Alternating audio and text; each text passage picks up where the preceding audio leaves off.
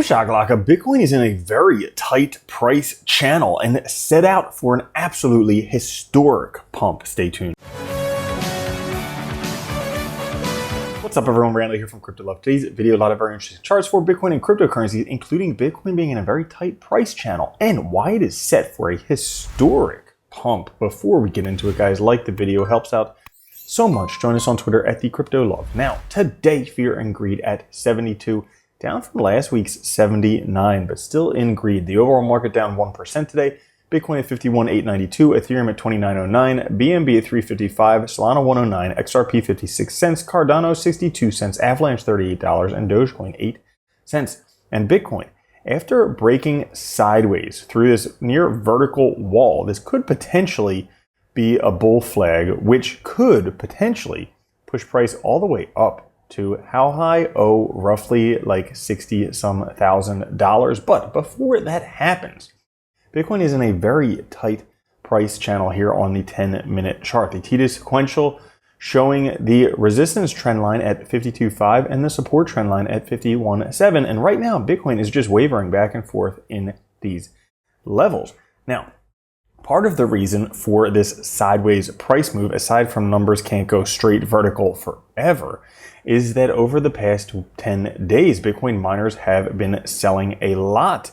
They have sold approximately 6,000 Bitcoin, roughly $307 million. Now, the reason the price did not go down while they were selling is because at the same time, BlackRock, Fidelity, ARK shares, Bitwise, all these others have been buying Bitcoin for spot Bitcoin ETFs. The net flows consistently over 6,000 Bitcoin per day this week.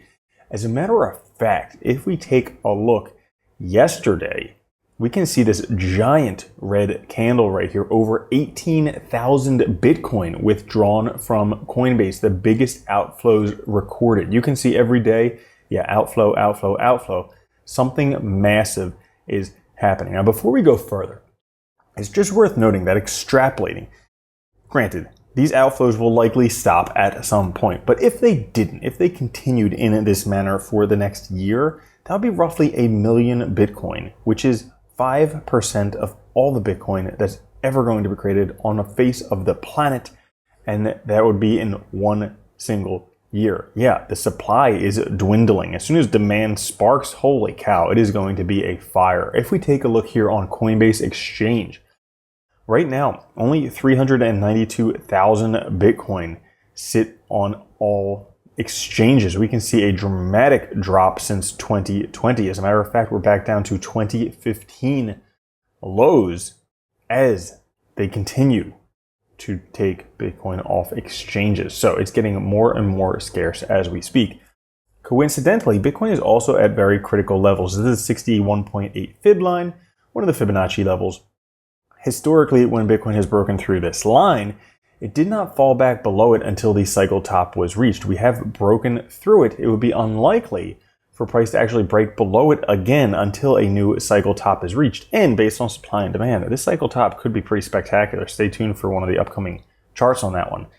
If we take a look at this chart, very interesting, the Bitcoin hodler net position change. This red bar getting down to the negative 50,000 level signals one of a few things. A cycle bottom, which we know it's not because the bottom was back in November 2022. A cycle top, which I would hope it's not, and I can almost guarantee it's not based on the pi cycle top indicator.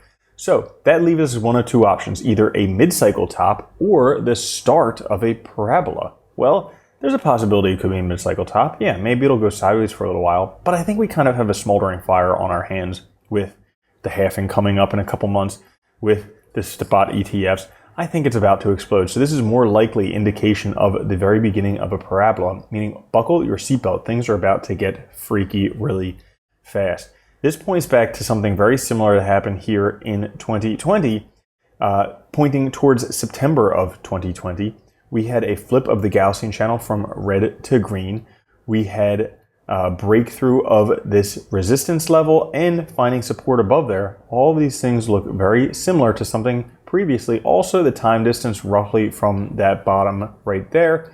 All of these things suggesting, hey, this could be set up exactly like the quiet before the storm. So you may not want to sit on this too long before getting involved, especially When we take a look at this long-term chart, weekly moving averages, the 100 and 200 weekly moving averages, the larger the moving averages, generally the more explosive the changes in the chart. We can see historically when there was a narrowing of these two moving averages shortly after explosive bull runs. Well, we had not only a narrowing this time, we had a crossing, and they are starting to come back to cross once again. This could be the first time in history, making this one of the most impulsive bull runs ever seen. Something unlike, we might be outside of these Gaussian or the channels that everyone thinks that we're going to go to new levels that no one has seen. And if you do think it is too late or something like that, this chart just goes to show you that you're completely wrong on that. The UTXO bands haven't even come close to the bottom that generally signals a top. Generally at a top, we see 5 to 15% on the Gaussian or on the UTXO bands. I don't know why I keep saying Gaussian today. And right now we're at 63. So long way left to go, but things are looking like they're pretty Gaussian explosive. And that's all for today's episode. So thanks for watching. I'll catch you guys later. Have a good one. Love you. Peace. If you don't think Bitcoin's going to $1 million a coin and then $10 million a coin, you're already a loser. From now on, if you don't own Bitcoin, you're a moron.